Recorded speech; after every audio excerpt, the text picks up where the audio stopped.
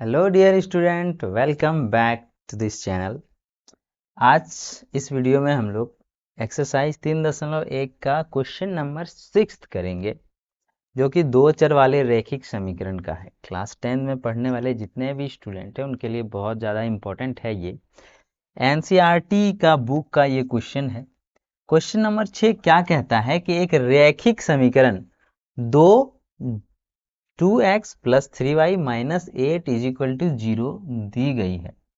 दो चरों में एक ऐसी और रैखिक समीकरण लिखिए। मतलब एक तो समीकरण दिया गया है, एक दूसरा रैखिक समीकरण लिखने बोलना है, ताकि प्राप्त युग्म का ज्यामितीय निरूपण, जैसा कि पहला में एक ऐसा समीकरण लिखना है जो दोनों मिला के प्रतिच्छेद करती हो, एक ऐसा लिखना है जो दोनों रेखाएं समांतर हो, और एक ऐसा लिखना है जो दोनों समपाती हो। आइए लिखते हैं।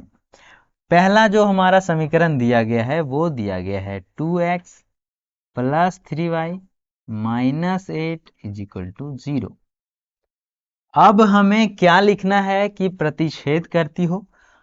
तो एक ऐसा समीकरण, ये हमारा दिया है, ठीक है, हाँ, ये हमारा दिया है। तो समीकरण एक में ऐसे समीकरण को लिखेंगे जो एक दूसरे को प्रतिच्छेद करता हो। प्रतिच्छेद करता हो मतलब कंडीशन ये होना चाहिए कि a1 बाय a2 बराबर नहीं होगा b1 बाय b2। उसके बाद c तो कुछ भी लिख सकते हैं। तो उसके लिए क्या करेंगे, हम बराबर नहीं होना चाहिए 2, और यहाँ पे नीचे लिख देंगे 3x, और यहाँ पे 2/3 हो रहा है तो 3 यहाँ पे कुछ भी लिख देते हैं, जैसे 5 लिख देते हैं, 2/3 नहीं होना चाहिए, ठीक है। तो 5x, ये 5y, और यहाँ पे -8 है, सॉरी 3y है ना, उतारे ही हैं हम थोड़ा सा। 3y minus 8 is equal to 0 है। यहाँ पे लिख देना है 5y माइनस 10 15 20 जो लिखना है लिख दीजिए, बराबर 0। तो एक तो हो गया, ठीक है। नंबर दूसरा, पहला का तो हो गया हमारा एक तो ये। अब दूसरा नंबर में क्या बोलता है कि दूसरा नंबर में कंडीशन ऐसा होना चाहिए कि ये a1 बटे a2 बराबर होना चाहिए b1 बटे b2 के, लेकिन बराबर नहीं होना चाहिए c1 बटे c2 के।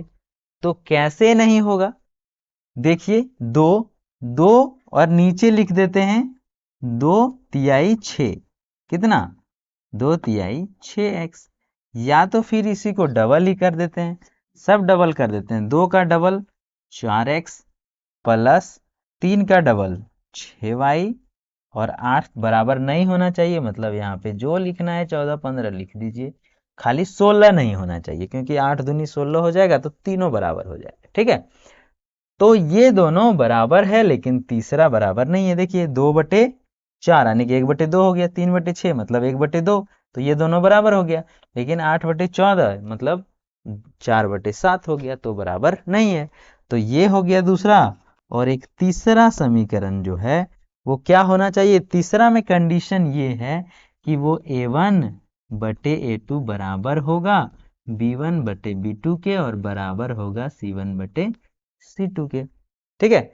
यानी कि बराबर कब होगा, 2 का डबल करते हैं तो 4x, ठीक है, और 3 का डबल करते हैं तो 6y, और 8 का डबल करते हैं तो -16 बराबर 0। अब ये देखिए तीनों फॉलो कर रहा है। ये है हमारा बेस जो 1 नंबर का है।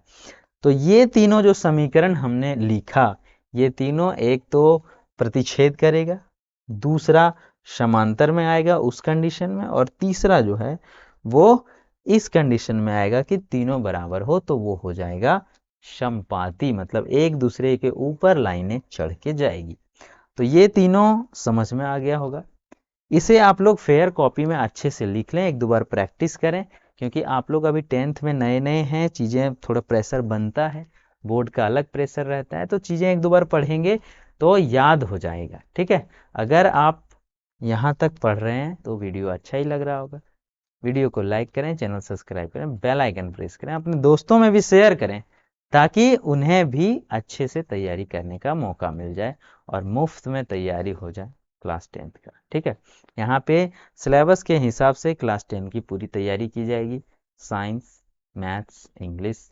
ठीक है, और अगर वैसा समय आएगा तो और भी सब्जेक्ट्स का किया जाएगा। अभी फ़िलहाल मैथ का पूरा क्लास चल रहा है।